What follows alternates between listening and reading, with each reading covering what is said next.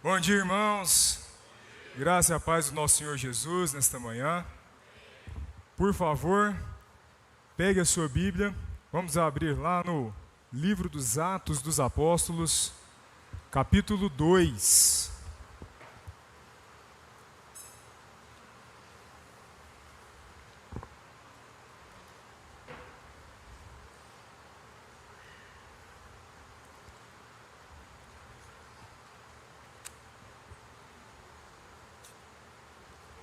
Atos 2. Você vai deixar sua Bíblia aberta aí, tá bom? Nós vamos ler a partir do verso 14. Mas, antes disso, hoje nós estamos na nossa segunda aula. Eu quero fazer uma pequena revisão daquilo que a gente viu no domingo passado, porque algumas pessoas não estavam aqui. E para a gente colocar todo mundo aqui na mesma linguagem, O que significa a interpretação bíblica? A gente usa na teologia outro termo para isso. E eu quero falar um pouquinho sobre isso com vocês agora. Qual que é o nome que a gente dá para a interpretação da Bíblia dentro da teologia? Alguém lembra? Qual? Hermenêutica. O que significa essa palavrinha hermenêutica? Ela é a ciência que lida com a interpretação da Bíblia. E da onde que vem esse nome? Hermes. Hermes era um deus da mitologia grega. Qual que era a função de Hermes, igreja? Ele era o mensageiro dos deuses. Ele era aquele que fazia conexão entre os deuses do Olimpo e os homens. Quem traduzia a mensagem dos deuses, ou seja, ele era um intérprete. E aí o nome hermenêutica vem de Hermes. Então, qual que é a finalidade da hermenêutica? Para que ela serve? Ela tem por objetivo facilitar a compreensão que os leitores fazem da palavra de Deus. Ela vai ensinar para nós alguns métodos, ela vai ensinar para nós algumas ferramentas que nós vamos usar na leitura do texto bíblico. E aí isso vai facilitar o nosso entendimento. Eu falei com vocês também, no domingo passado, sobre 3 pressupostos hermenêuticos. O que é um pressuposto? Alguém lembra?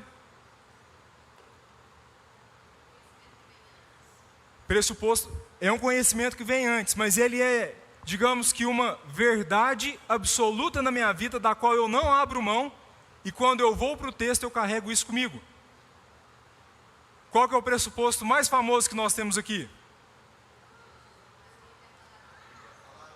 A Bíblia é a palavra de Deus, mas tem o que vem antes disso ainda. Deus ele é um pressuposto. Quando eu vou para a leitura da Bíblia, eu não preciso discutir se Deus existe ou não. A Bíblia ela não perde tempo com isso. Você já viu algum momento a Bíblia tentando provar a existência de Deus?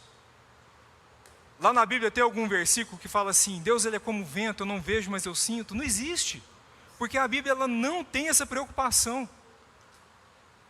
É algo claríssimo de que Deus ele existe. Então Deus ele é um pressuposto que eu carrego na leitura. E outro pressuposto que eu vou carregar é que a Bíblia ela é a própria palavra desse Deus que existe. Por isso que para nós ela é um texto divino e humano ao mesmo tempo. Esse é o primeiro pressuposto que eu carrego quando eu vou ler a Bíblia. O segundo é de que, como ela é um texto divino e humano ao mesmo tempo, eu preciso de ter um tipo de interpretação especial para ela. Ou seja, eu tenho uma hermenêutica específica para a Bíblia. Eu não posso ler a Bíblia como eu leio qualquer livro de literatura. Eu não posso ler a Bíblia como, para quem é mais novo, eu leio Harry Potter, ou para quem é mais antigo, como eu leio Machado de Assis. Não é assim que eu leio a Bíblia. Como que eu leio a Bíblia? Eu vou para o meu terceiro pressuposto. Com quem? Com o Espírito Santo. Tem uma frase que ela é creditada a Charles Spurgeon, eu não sei se foi ele que falou isso, mas normalmente eles dão os créditos dessa frase para ele. Que ela fala assim, que a Bíblia ela é o único livro que você lê junto com o autor. Por quê? Porque o Espírito Santo ele lê a Bíblia junto com você. E isso é um pressuposto hermenêutico, eu tenho que carregar isso quando eu vou para a leitura do texto. E eu também falei com vocês que nós temos um abismo hermenêutico. Existe uma distância entre nós e a palavra de Deus. E nesse abismo nós temos pelo menos 5 princípios. De baixo para cima: cultura, estilo literário, tempo, língua e fé. Por que cultura? Porque a cultura que nós vivemos hoje, que nós estamos inseridos, ela é muito diferente da cultura do Oriente atual. A cultura do Brasil ela é diferente da cultura de Israel, da cultura da Arábia Saudita e por aí vai. E agora você pega a nossa cultura hoje, coloca a cultura de Israel há 2000 anos atrás. Tem diferença? Muita diferença. Como que eu consigo vencer esse abismo da cultura? Estudando o contexto histórico. Lendo outros documentos antigos, sabendo como que funcionava a mente daquelas pessoas, como eles se comunicavam, o que eles comiam. O outro abismo que nós temos é o do estilo literário. Por quê? Se você pegar a Bíblia, ela é muito diferente dos livros atuais que nós temos. As narrativas bíblicas são diferentes das narrativas que nós lemos nos nossos livros contemporâneos, daquilo que eles chamam de romance. Então, o estilo literário com que os autores escreviam na antiguidade, ele é diferente do meu hoje. E aí eu preciso adaptar a minha mente, a minha leitura, a esse tipo de linguagem, a esse tipo de escrita. O outro abismo que nós temos, o tempo. O que o tempo ele fala? É que hoje, por exemplo, se um autor ele lança um livro, e dentro daquele livro nós temos dúvidas, e se esse autor ele estiver vivo, a gente consegue ir até ele e tirar essa dúvida. Agora, como que a gente tira dúvida com Paulo, Pedro, Tiago? Tem como? Não, por quê? Eles já morreram. Então o tempo ele dificulta a nossa compreensão da Bíblia. E aí o que nós fazemos? Nós temos que tentar colocar na nossa mente a mente de Paulo, por exemplo. A mente de Pedro. E como que eu faço isso? Estudando aquilo que eles estudaram. Paulo, por exemplo, é da escola de Gamaliel. Gamaliel era da história de um cara de uma escola de um rabino chamado Hillel. Hillel tem muitos escritos, então eu vou às vezes ler aquilo que Hillel escreveu e tentar aplicar aquilo que Paulo escreveu, e aí eu consigo ter uma interpretação melhor. Só um exemplo. Nosso outro abismo é a língua. Quais foram as línguas usadas na composição da Bíblia? Antigo Testamento, qual que é a língua? Hebraico e aramaico também. A parte de 2 Crônicas para frente, 2 Crônicas, Esdras e Neemias e Esther, originalmente estão escritas em aramaico. Não estão escritas em hebraico, mas foram traduzidas para o hebraico para fazer tudo parte de um cânon só. Se você pegar, por exemplo, uma Bíblia escrita em hebraico, a melhor versão que nós temos, ela chama Stuttgartensia. Essa Bíblia é toda escrita em hebraico. Ela vai estar até os textos em aramaicos já traduzidos na mesma linguagem que estavam os textos anteriores, como a Torá, Reis, Salmos e por aí vai. Tá bom? E o Novo Testamento foi escrito em qual língua? Grego. Só que é o mesmo grego que é falado na Grécia hoje? Não. O grego usado na composição do Novo Testamento, a gente chama ele de grego koiné. Para vocês terem uma noção, esse grego, ele foi falado só nesse períodozinho de tempo, muito pequeno. Porque quando o cristianismo ele se torna a religião oficial do império, o império ele tem a sua sede numa cidade chamada Constantinopla. Essa cidade é a atual cidade de Istambul, capital da Turquia. Naquela época lá na Turquia, em Istambul, Constantinopla, eles falavam grego. Só que não era o grego bíblico, era o grego bizantino. Ou seja, o grego bíblico ele já deixou de existir 3 séculos depois do que a Bíblia acabou de ser escrita. Então nós temos essa dificuldade muito grande. Como que a gente consegue transpor então esse abismo da língua? Aprendendo os idiomas originais. Todo mundo que está aqui precisa aprender grego e hebraico? Não. Não precisa. Por quê?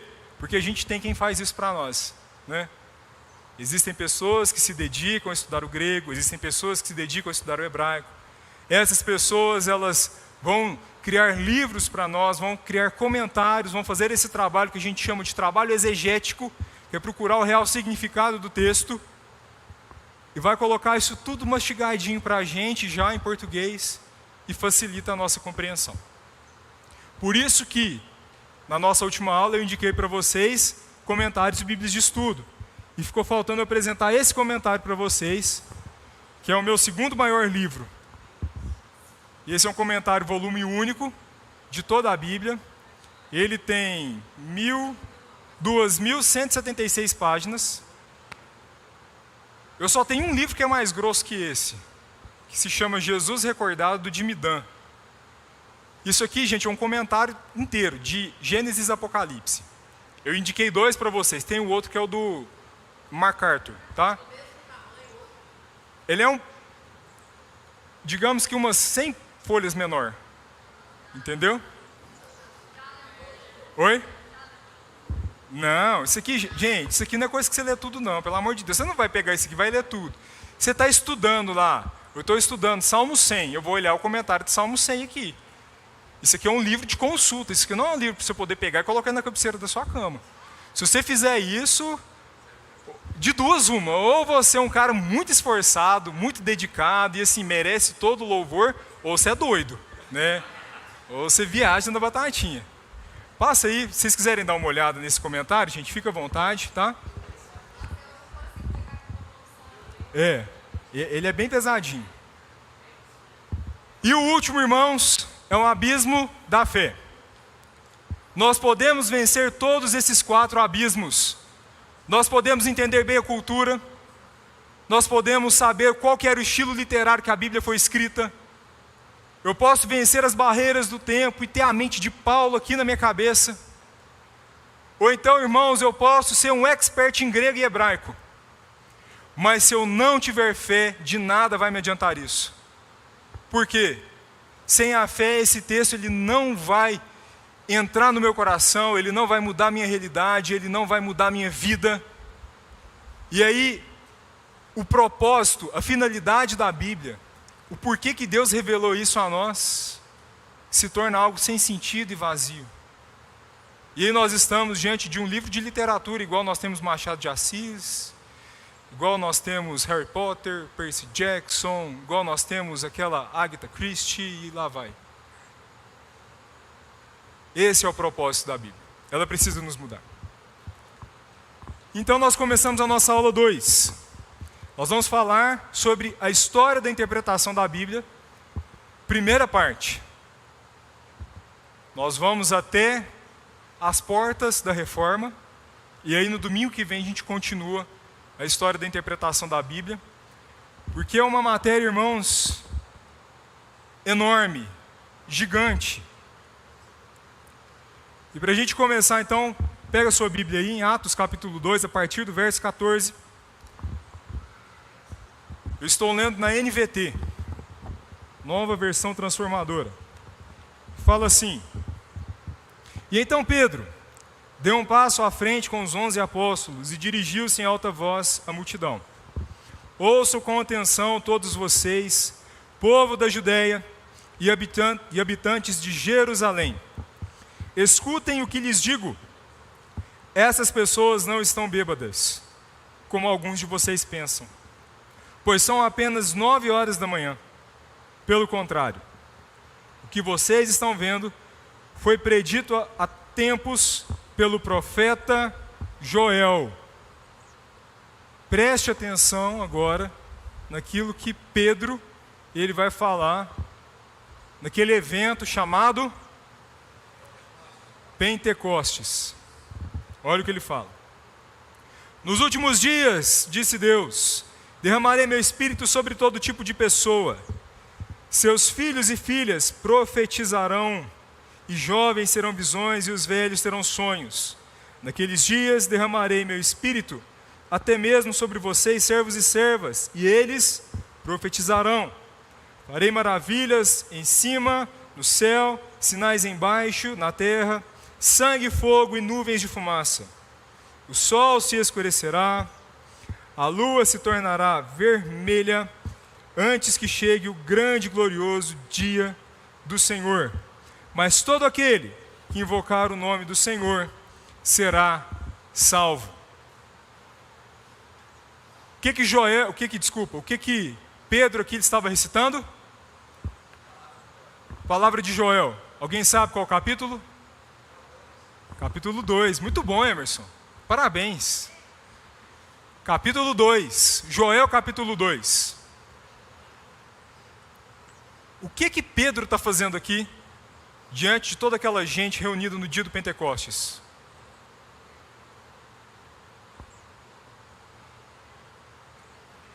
Interpretando.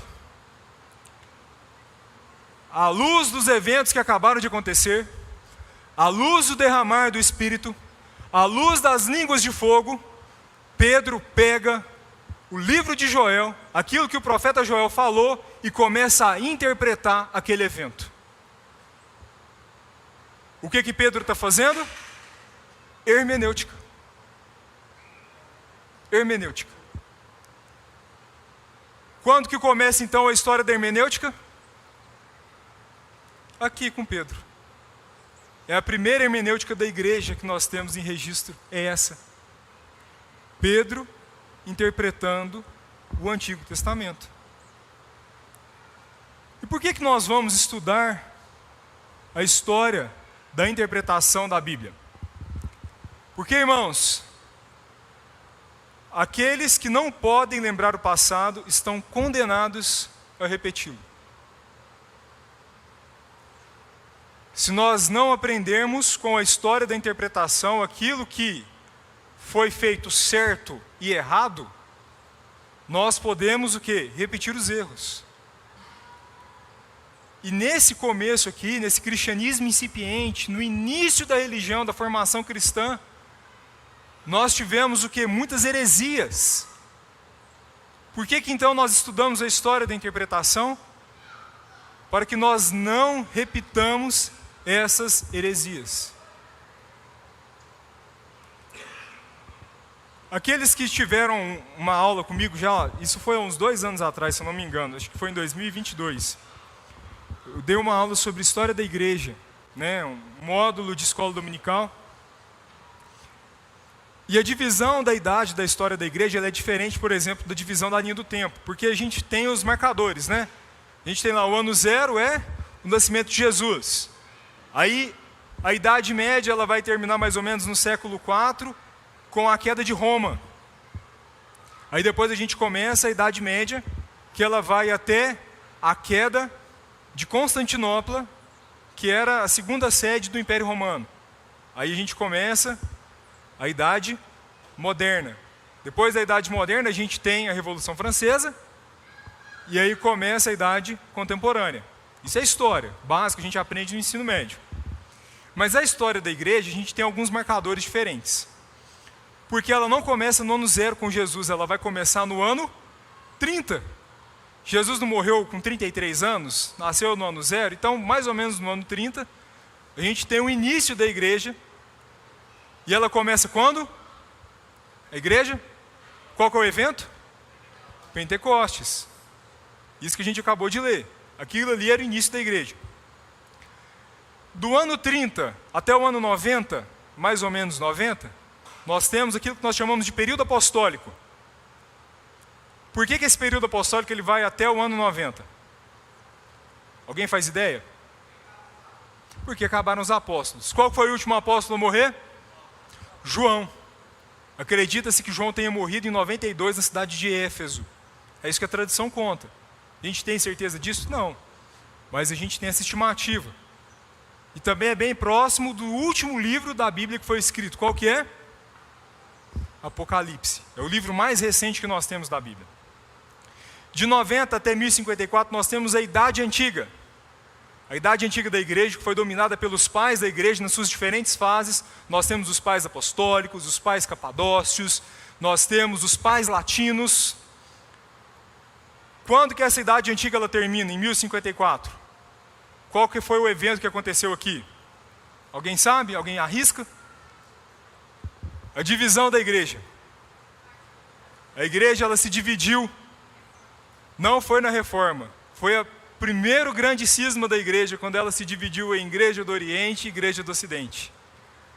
Onde foi criada a Igreja Católica Apostólica Romana, com sua sede em Roma, onde o bispo de Roma ele se tornou o Papa, e nós temos a outra sede da igreja na cidade de Constantinopla, onde nós temos a Igreja Ortodoxa Grega, da qual nós não temos a figura do Papa, mas a figura do Patriarca. Esse foi o primeiro grande cisma da igreja. A partir daí nós temos o início da Idade Média, que ela vai até o ano de 1517, no segundo grande cisma, na segunda grande divisão da igreja. Qual que foi esse evento? Reforma Protestante com Martinho Lutero, 1517. De 1517 a 1789, nós temos aí o período da Idade Moderna da igreja, onde nós teremos aí uma mudança muito grande nas estruturas da igreja, nela como um todo. Nós vamos falar sobre isso na nossa próxima aula. E em 1789 acontece um evento que não está relacionado à igreja, mas que a gente usa ele como marcador da história, que é a Revolução Francesa, a queda da Bastilha, para aqueles que estão lembrando aí um pouquinho da história. E de 1789 até 2024, nós permanecemos na idade contemporânea, que foi uma idade cunhada na base do Iluminismo. Será que o Iluminismo influenciou na interpretação da Bíblia? Mas muito, muito, muito. Nós vamos falar sobre isso no domingo que vem. Se você quiser se aprofundar então na história da interpretação da Bíblia, eu tenho esses dois livros para te indicar. Um, nível mais hard um pouquinho, que é esse aqui, História da Interpretação Bíblica, do Gerhard Bray. Gerhard Bray tem esse livro aqui que fala só sobre história da interpretação da Bíblia. Não é muito grande. E ele tem um outro livro, esse dá uns 3 desse, que vai falar sobre a história do pensamento cristão. Aí é o desenvolvimento das teologias, e aí esse livro aqui vai entrar junto também. E o segundo livro, ele é um pouco menor, com uma linguagem mais fácil, escrito por um brasileiro. Esse aí, A Bíblia e Seus Intérpretes. Eu não tenho ele físico, eu tenho ele só digital, do Augustus Nicodemos Lopes, o pastor Augusto Nicodemos, que ele é bem famoso aí na internet. E é um livro muito bom. Eu tive a oportunidade no ano de 2022 fazer um curso dele, eu comprei esse curso, que é um curso sobre a história da interpretação da Bíblia. Aí, como eu sou uma pessoa muito boa, eu vou disponibilizar todo o material PDF que ele deu nesse curso para vocês, tá bom? Então, depois lá no grupo da vídeo eu vou mandar esse material para vocês, dá umas 100 e tantas páginas, mas ele é bem interessante. E o curso dele está baseado nesse livro, tá bom? A história da interpretação da Bíblia, meus irmãos, ela tem quantos anos? Se a gente colocar isso aqui em datas, hoje. Se ela começou lá no ano 30, 2.000 anos, praticamente, né? Falta aí 4 anos para a gente, 6 anos, na verdade, para a gente inteirar esses 2.000 anos, se a gente colocar em data exata. Eu consigo falar aqui com vocês em 2 aulas sobre 2.000 anos de história? Impossível, irmão. Impossível. Então eu dividi em 5 períodos a história da interpretação da Bíblia. E eu já faço uma advertência que todo tanto que eu falar com vocês, eu serei muito reducionista, ou seja, eu não vou falar tudo, e se eu falar que é o pensamento principal, às vezes eu posso estar cometendo até algum tipo de equívoco.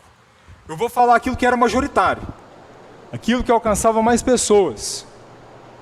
Mas nós tínhamos outras nuances, muitas outras nuances, muitos outros tipos de pensamento dentro desse período. Para vocês terem uma ideia, meus irmãos, o período da Idade Antiga, ele produziu tanto material, que teve um teólogo que ele fez um comentário sobre isso, e deu um comentário maior do que esse daí que vocês estão passando, só sobre o período da Idade Antiga. Aí nós temos ainda a Idade Média, nós temos a Idade Moderna, que são livros e mais livros, livros e mais livros. Então, não consigo. O que eu vou fazer é passar o pensamento majoritário de cada uma dos períodos. E nós começamos, então, a nossa história da interpretação bíblica naquilo que a igreja começou a interpretar.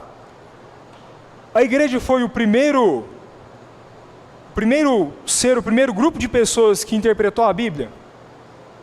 Não. Quem foram os primeiros intérpretes da Bíblia? Os judeus. Eles começaram a interpretar a Bíblia antes. Do período do exílio para frente, nós temos um grande volume de material de comentários acerca da Torá, acerca das leis de Israel, que é aquilo que Jesus vai chamar nos seus evangelhos de a tradição dos anciãos. Porque esses comentários, num primeiro momento, eles não eram escritos, eles eram verbais, eram comentários orais, aquilo que eles chamam de Torá oral. Nós tínhamos a Torá escrita, que é o nosso Antigo Testamento, mas nós tínhamos a Torá oral também, que eram aquelas leis que existiam, principalmente em relação ao sábado e às leis alimentares.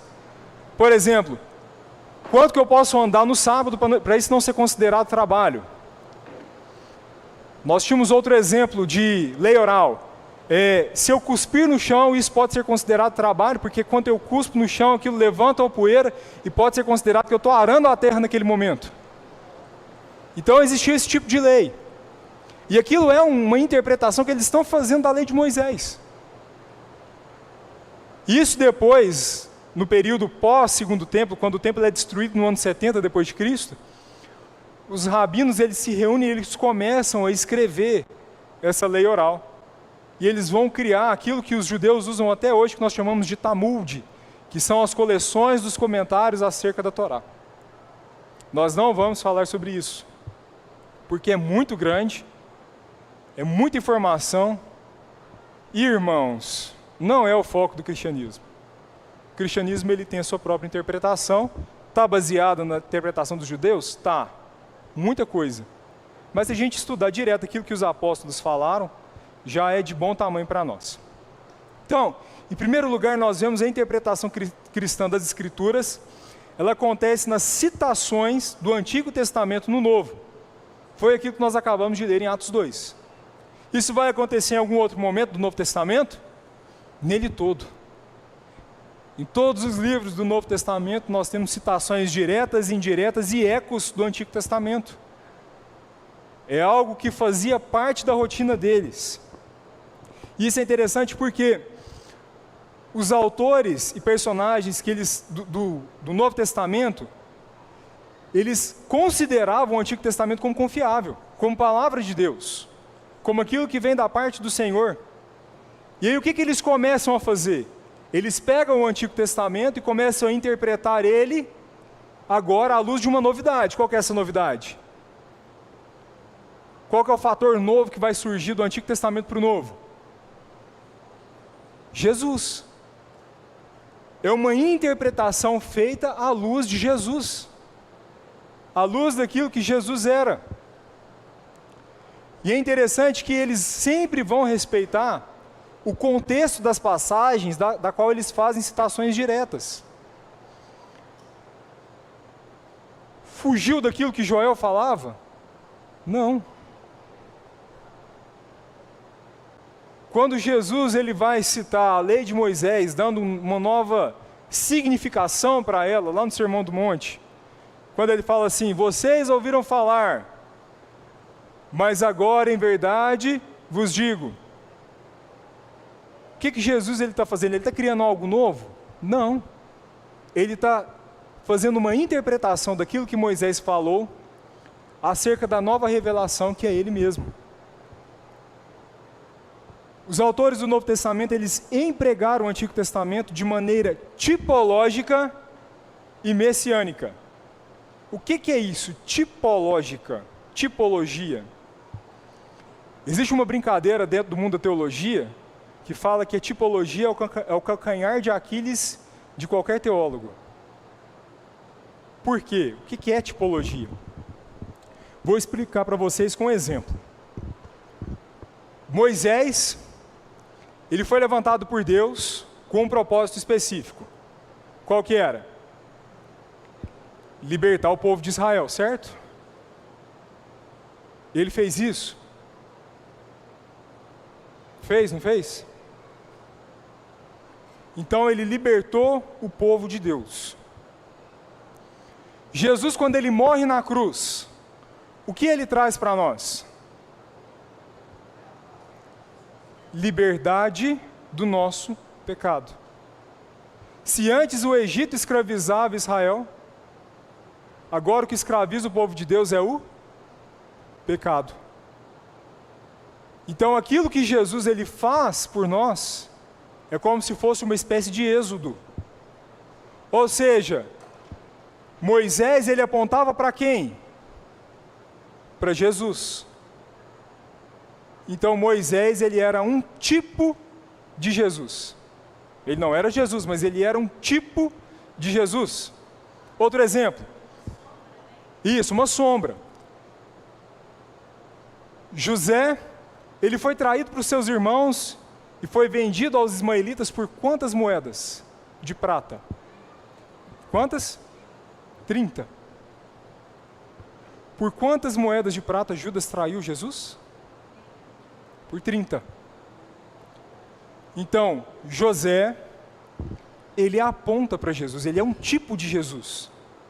Davi, considerado um rei messiânico, ele aponta para Jesus, ele é um tipo de Jesus. Está vendo o que é tipologia? Tudo aquilo que aponta para algo no Novo Testamento é um tipo.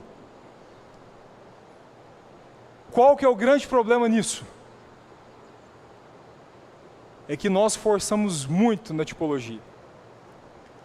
E aí quando nós vamos olhar, por exemplo, a história de Abraão e Isaque, lá no Monte Moriá, quando Abraão foi sacrificar, muitos acham que Isaque naquele momento ele seria um tipo de Jesus, só que não.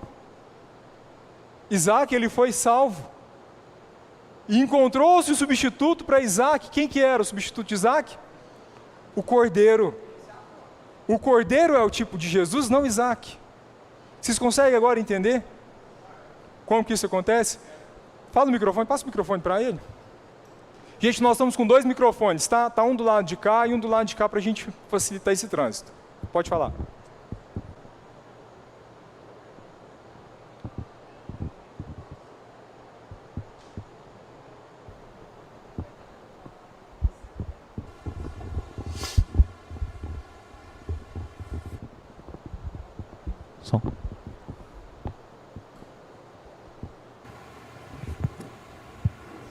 Som.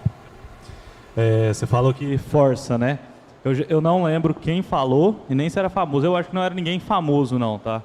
Que os 3 dias de Jonas dentro da baleia aponta para os 3 dias de Jesus morto. Aponta sim, o próprio Jesus falou isso. E isso foi algo que... Gente, Jonas ele aponta tanto para Jesus, que Jonas e Jesus eles são charás. Jesus é o nome, é como se fosse o nome Jonas em aramaico. Vocês conseguem entender? Yeshua é Jonas em aramaico. O que o nome dos dois significa? O Senhor salva. Eles são charás. E de fato o próprio Jesus ele fala, agora nós temos aqui um tipo ideal de Jonas, eu não vou lembrar a passagem que isso está. Agora nós temos aqui um tipo ideal de Jonas, que assim como Jonas ele passou os 3 dias no ventre do peixe, Jesus também seria tragado pela terra e passaria ali 3 dias. Né? Isso é algo que o próprio Jesus ele fala, se não me engano está em Mateus. Irmãos, quero ler com vocês aqui, algo agora que está escrito lá em Gálatas capítulo 4. Gálatas capítulo 4, a partir do verso 1 vai falar assim, portanto, pensem da seguinte forma, não é isso não. Desculpa, irmãos, a partir do verso 21, tá? Digam-me, vocês que desejam viver debaixo da lei, acaso sabem o que a lei diz de fato?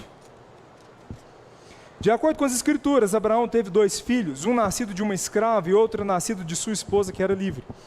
O filho da escrava nasceu segundo a vontade humana, o filho da mulher livre nasceu segundo a promessa. Essas 2 mulheres ilustram 2 alianças. A primeira, Agar, representa o Monte Sinai, onde o povo recebeu a lei que o escravizou.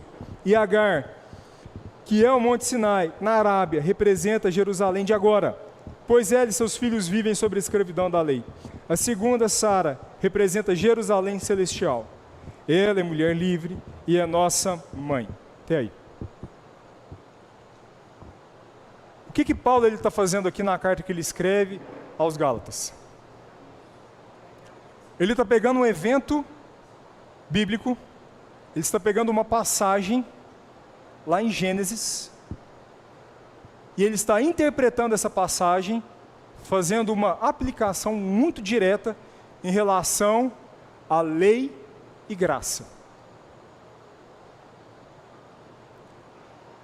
Traduzido em termos, que nós vamos entrar nisso já no nosso próximo slide, Paulo está criando aqui uma alegoria. É algo simbólico. Paulo está dizendo que, lendo de modo simbólico a relação entre Sara e Agar, as duas representam simbolicamente a relação entre lei e graça.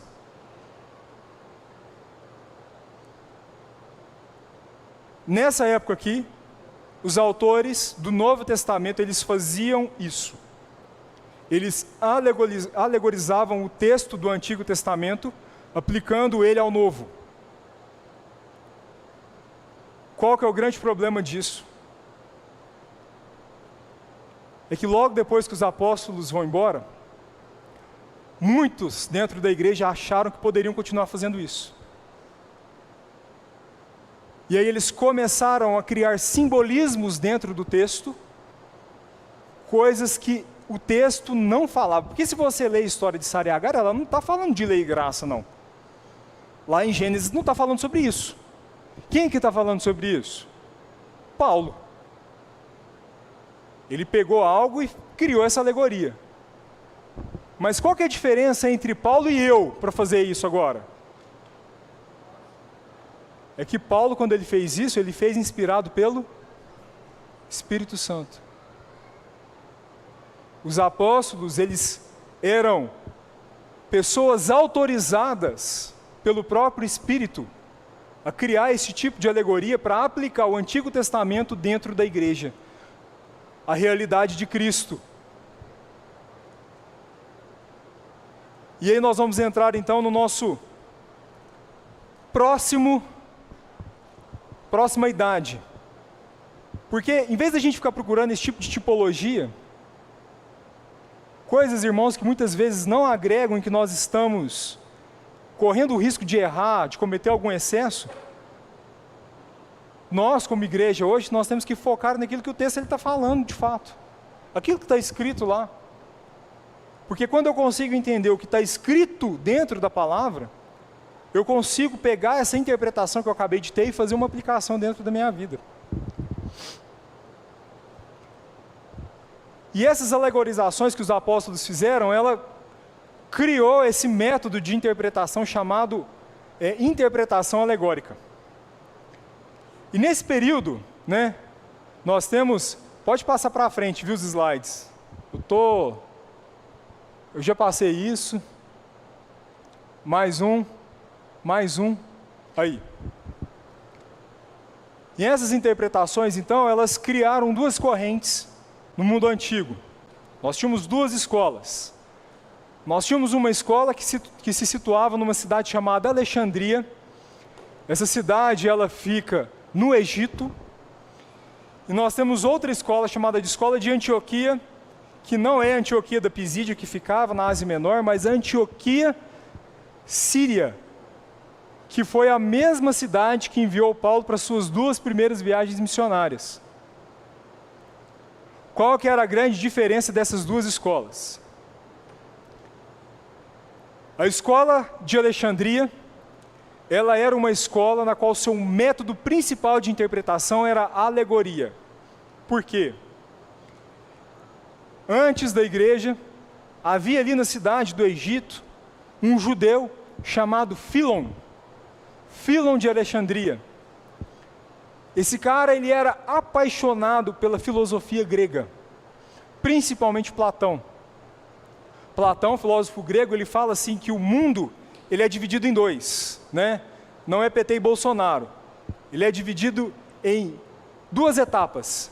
Nós temos o mundo visível, material, que eu e você encosta, e nós temos o mundo inteligível, o mundo invisível, o mundo das ideias, aquele qual nós não podemos tocar, que isso significa? É que por trás de toda a realidade material existe uma realidade imaterial. Existe uma realidade espiritual. E aí Fílon, para conseguir colocar o Antigo Testamento dentro da filosofia grega, ou a filosofia grega dentro do Antigo Testamento, ele começa a criar uma série de alegorias em relação ao Antigo Testamento. Várias alegorias. Porque na cultura do judeu, irmão, o mundo ele é material. É aquilo que eles estão vendo. Tanto que, onde que fala de demônio no Antigo Testamento? Nós não vemos. Não tem possessão demoníaca no Antigo Testamento. Isso é algo que vai surgir depois. E aí, os pais da igreja que estavam naquela escola, eles vão beber muito daquilo que Fílon falou. O principal expoente que nós teremos será Orígenes. E nós temos a escola de Antioquia. A escola de Antioquia, ela vai fazer uma oposição à escola de Alexandria.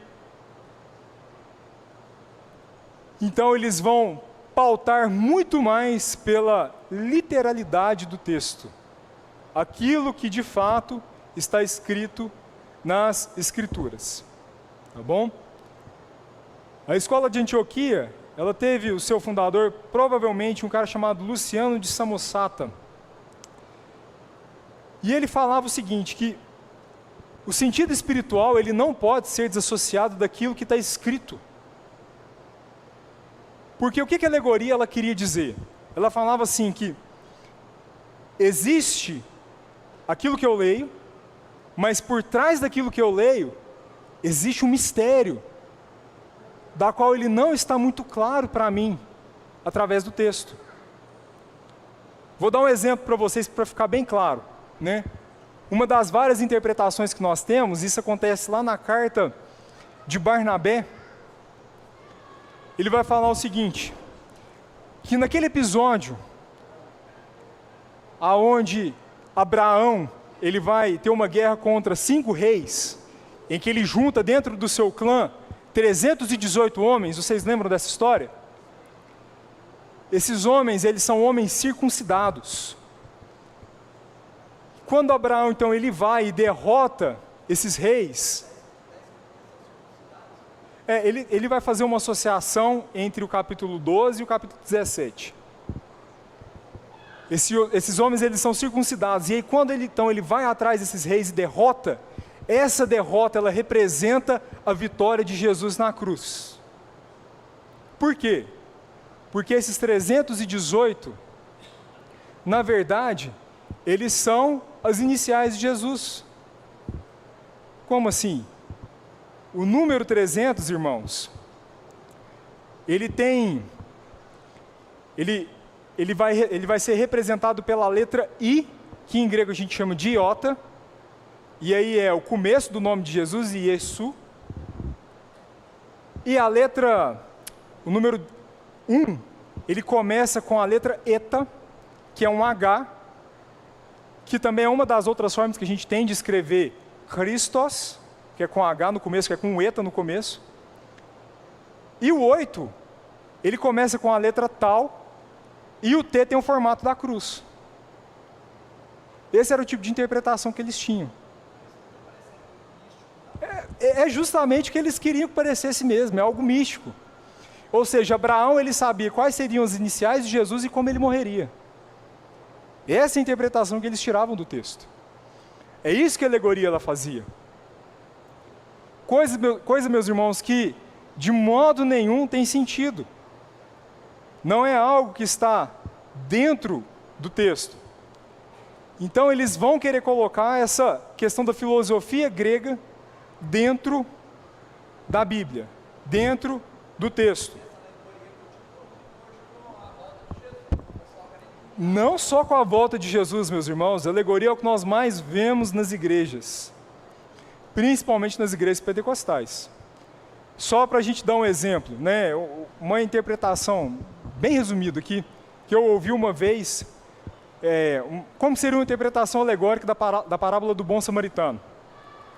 Nós temos lá, né, o judeu que ele sai lá de Jerusalém, ele vai até a cidade de Jericó, ele é assaltado no caminho, ele é espancado. E aí quem que passa por esse judeu, antes do samaritano? O sacerdote que representava a lei, e depois o levita, que representava o culto. Então a lei e o culto, eles não serviram para salvar aquela pessoa que estava espancada. E aí depois quem é que pega essa pessoa? O bom samaritano. Aí vem o bom samaritano, que representa quem? Adivinha? Jesus, salva ali aquele cara que foi espancado, que representa nós, seres humanos, né, que fomos espancados pelo pecado, coloca ele em cima de um burro, né, que aí o pessoal brinca, o burro que é o missionário, e aí quando ele chega até a estrebaria, ele dá para ele 2 moedas, não dá? Que é o dízimo, que é a ceia e o batismo, os 2 sacramentos.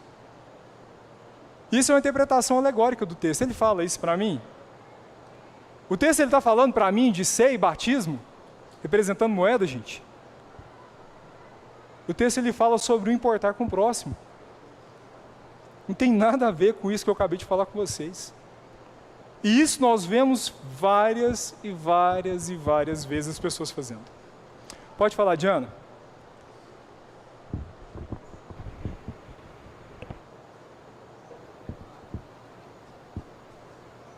Não tá? Tá ligado? Ah, agora tá. Não estou indo contra você não, tá, Marcos? Eu entendo, você está trazendo para nós coisas extremas da alegoria, né? Mas eu sou das artes, então essa parte toca comigo, né? Vou usar o próprio texto que você trouxe nessa versão aqui, né? Que fala: o filho da escrava nasceu segundo a carne, o filho da mulher livre nasceu mediante a promessa. Essas coisas são alegóricas. Alô, Tom. Porque essas mulheres são 2 alianças. Eu acredito sim que a gente tem que ter, né, a literalidade da Bíblia, a gente tem que ter interpretação baseada na Bíblia, né? Mas a gente também pode correr o risco de ir para essa influência iluminista do racionalismo, se a gente ficar só nesse sentido e perder um pouco do místico, né? Porque a Bíblia tem questões também que ultrapassam nossa literalidade, o nosso racionalismo, né? Então, assim, eu acredito que a Bíblia ela é repleta de alegorias. O próprio Cristo usava as parábolas, né, as metáforas. É claro que a gente tem que tomar cuidado com o extremo disso, né? Mas também, se tirar muito isso, a gente vai levar a Bíblia para esse lugar de um livro histórico, de um livro que é aqui, só no racional, né? Pelo menos é o meu ponto de vista. Tem uma coisa que a gente pode confundir, que é a interpretação com a aplicação. O que é interpretar o texto? É pegar o texto e entender aquilo que ele está me falando. Só que o mesmo versículo eu posso ter N aplicações dele, entendeu? E aí é quando eu transponho aquele texto para a minha realidade. E isso eu posso fazer tranquilamente, desde que a minha interpretação ela esteja acertada. A Bíblia ela tem alegorias? Tem. Muitas. Como que eu leio essa alegoria que você acabou de me falar? Sendo uma alegoria. Ela é uma alegoria. O próprio Paulo está falando isso para mim. Só que quem fez essa alegoria estava inspirado pelo Espírito. Qual que é a minha diferença com Paulo? É que aquilo que eu escrevo não é inspirado pelo Espírito. É iluminado. Eu não sou inspirado. Eu sou iluminado. O Espírito Santo ele me ilumina. E aí eu consigo enxergar aquilo que ele inspirou outros autores bíblicos a escrever no texto. Então, por exemplo, você pode pegar um texto, eu faço isso muito. Você pode, por exemplo, pegar um texto, me fugiu um texto agora para fazer isso, irmãos.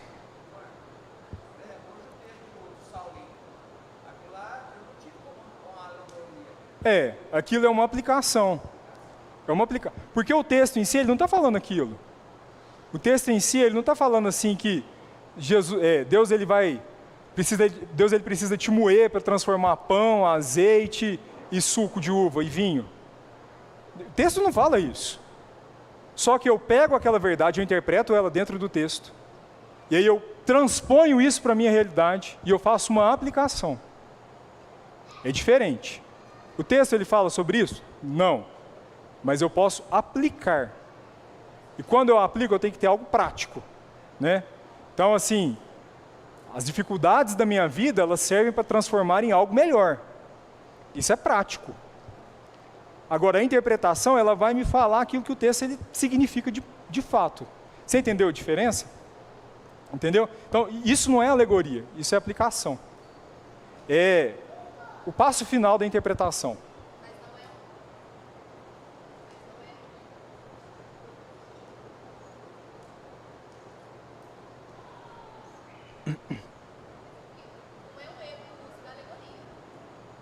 Não é, na verdade não é um erro de uso da alegoria, isso não é alegoria, entendeu? Aplicar não é alegorizar o texto. Alegorizar o texto é você dar para ele um significado que ele não tem. Aqui você não está dando um significado que ele não tem, você está dando uma aplicação do texto para a sua realidade de vida. Você entende o que eu estou falando, a diferença? Por exemplo, vamos pegar esse texto aí de Gálatas 4 que a gente acabou de ler. Eu leio isso, e o que Paulo está me falando? Que a lei, ela gerou no homem uma escravidão. Foi isso que ela fez. E que Jesus, mediante a promessa que foi dada lá no Antigo Testamento, ele trouxe para nós o que é a graça. E essa graça, ela traz para nós o que? A liberdade. O texto, ele me fala isso. Quando eu pego o texto que Paulo está se referindo, se eu não me engano, está em Gênesis capítulo 17. E você lê o texto lá, né, você vai fazer essa comparação entre Sara e Agar. Se não for à luz de Gálatas, a gente não pode fazer esse tipo de interpretação, porque o texto ele não me fala isso. O texto ele não está falando de Jesus ali. Fala de Jesus em algum momento sobre Isaac? Não. Fala sobre a lei em algum momento em Agar? Não, a lei nem existia. Você entendeu o que eu estou falando? Paulo ele fez essa aplicação baseado no Espírito, em algo que o texto não fala. Agora o texto fala. Por quê? Porque Paulo fala depois. Mas o Espírito Santo revela isso a ele. Isso é uma coisa que não acontece conosco hoje. A gente não pode querer forçar o texto a dar a ele um significado, um entendimento, até mesmo algo, digamos que muito simbólico, que ele não carrega. A gente pega o livro de Apocalipse, é um livro carregado de simbologia, carregado de símbolos, mas todos os símbolos do Apocalipse, eles estão ancorados no Antigo Testamento, todos, sem exceção. Então João ele vai alegorizar os símbolos, ele vai, mas eu posso fazer isso a ponto de que eu consigo descobrir qual que é a data da volta de Jesus? Não. Se eu fizer isso, eu estou alegorizando o texto, você entendeu? Agora, ficou mais claro um pouco? Tá bom? Então a gente pode aplicar o texto à vontade, gente, e nós precisamos aplicar esse texto para entender ele dentro da nossa realidade. Mas isso não é fazer alegoria, isso é fazer aplicação. E nessa época, então, da escola interpretativa, para eles o texto ele tinha 3 níveis. Assim como a alma, segundo Platão, ela é dividida em 3 partes, que é corpo, alma e espírito, assim como o homem é dividido em 3 partes, corpo, alma e espírito, o texto também era dividido em 3 partes. Nós tínhamos a escrita, nós tínhamos o sentido alegórico, que vai falar da moral, uma aplicação moral desse texto, e nós temos também o sentido espiritual, que vai falar sobre a parte aplicável desse texto. Qual que é o grande problema da alegoria? É que eles começaram a inventar coisas que o texto não fala. E aí, irmãos, a partir disso nós teremos o surgimento de várias heresias. Várias heresias. Como, por exemplo, a heresia ariana, que falava que Jesus, ele não era Deus, mas ele era criado por Deus. que ele era a primazia da criação sobre todos os homens, mas ele era abaixo de Deus e acima dos homens. Uma heresia, dada por uma interpretação alegórica do texto. E aí nós vamos para a Idade Média. Na Idade Média, irmãos, o que prevalece é o modo alegórico de ler as Escrituras. Ele vai vencer da escola de Antioquia. E aí na Idade Média, além dos 3 sentidos que nós temos, o literal, o moral e o espiritual, nós temos agora um outro sentido, que é o sentido celestial. O que eles vão colocar? É que nós temos uma nova aplicação desse texto. Por exemplo, se nós pegarmos a cidade de Jerusalém e formos fazer uma análise dela, literalmente, o que Jerusalém significa? É uma porção de terra situada na Palestina. Moralmente, o que Jerusalém representa? O homem. Representa o homem, moralmente, porque ela é uma cidade que está caída, podre, na sua podridão completa. E espiritualmente, o que Jerusalém poderia simbolizar? A igreja cristã, aquela que vai subir, a noiva, a nova Jerusalém. E celestialmente, ela seria essa cidade, essa nova Jerusalém que Jesus vem e resgata. Ou seja, quando nós falamos desse sentido celestial, ele sempre vai ter um sentido escatológico, falando do final, daquilo que aponta para o retorno de Jesus. Qual que é o grande problema nisso? É que muitas vezes nós vamos ver que esses irmãos, esses pais, eles vão forçar o texto tentando procurar a volta de Jesus a todo custo. E isso é um grande problema. O que resume esse método hermenêutico? Tem um poeminha que ele vai falar sobre isso. Volta para mim. Isso, olha lá, esse poeminha. Ele vai falar assim, ó. A letra nos mostra que Deus e nossos pais fizeram. Ela vai contar para nós os fatos. A alegoria nos mostra aonde a nossa fé está oculta. Ou seja, aquilo que os nossos olhos não conseguem enxergar, uma realidade além do texto. O significado moral nos dá regras para a vida diária, que seria a aplicação, que nós falamos aqui agora. Até aí tudo bem. E agora o último, a anagogia, ou seja, a escatologia, aquilo que fala do final dos tempos, nos mostra aonde acabamos os nossos conflitos. Até que ponto esse texto ele vai? Qual que foi o grande problema da alegoria na Idade Média? É porque, irmãos, quando nós forçamos o texto, nós damos para ele o significado que nós queremos. E aí, quem determina o que o texto fala, não é mais a Bíblia, mas quem está interpretando. É a partir desse tipo de interpretação que surgiu doutrinas como celibato, padre não pode casar, que surgiram doutrinas como os cardeais. Onde que está falando de cardeais na Bíblia? E eles são os líderes máximos da Igreja Católica. Isso está lá em Salmos, quando fala assim que nós temos os pilares de sustentação do mundo. Aí um desses pais da igreja, que eu não vou me lembrar agora quem que é, ele disse assim, que esses pilares, eles são os cardeais. Olha que loucura.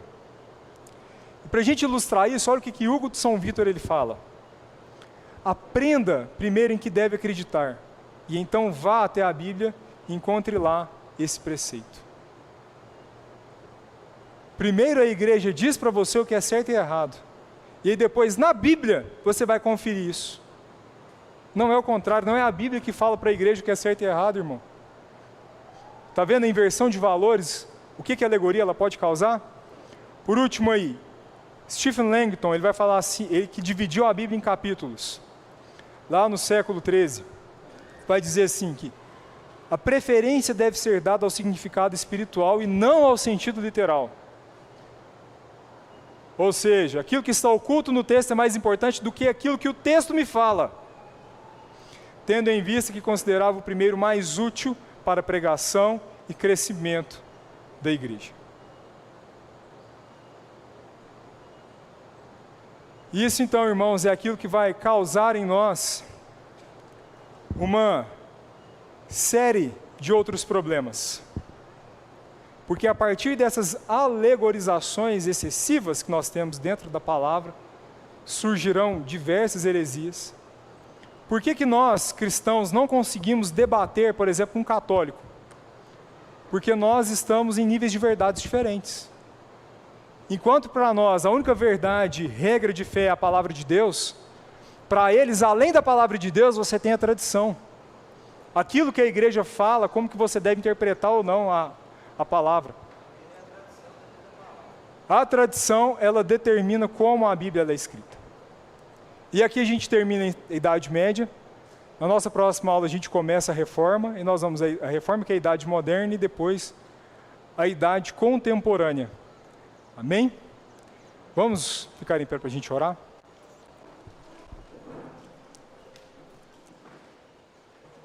Senhor nosso Deus, nosso Pai, graças te damos, Senhor, por esse momento, por essa oportunidade maravilhosa que nós temos aqui.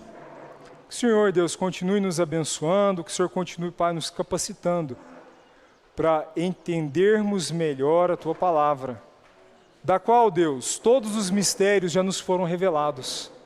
E aquilo que não nos foi revelado, Deus, não nos interessa, porque o Senhor irá nos contar no momento devido, aí na eternidade.